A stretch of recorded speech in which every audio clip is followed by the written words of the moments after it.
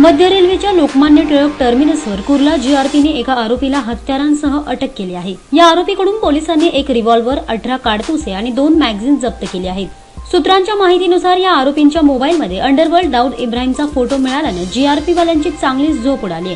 पोलिसांच्या सूत्रांनुसार लोकमान्य टिळक टर्मिनसवरून 11 वाजता सुटणाऱ्या ट्रेनने हा आरोपी या हत्यारांसह फरार होणार होता।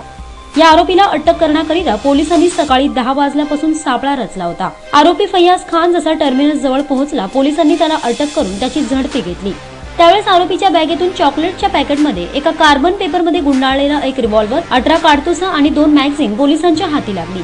आरोपीच्या मोबाईलमध्ये फोटो मिळाल्याने पोलिसांनी सर्व इंटेलिजन्स एजन्सींना सावध केले, जेणेकरून सर्व एजन्सीज या प्रकाराची सर्व प्रकारे चौकशी करतील।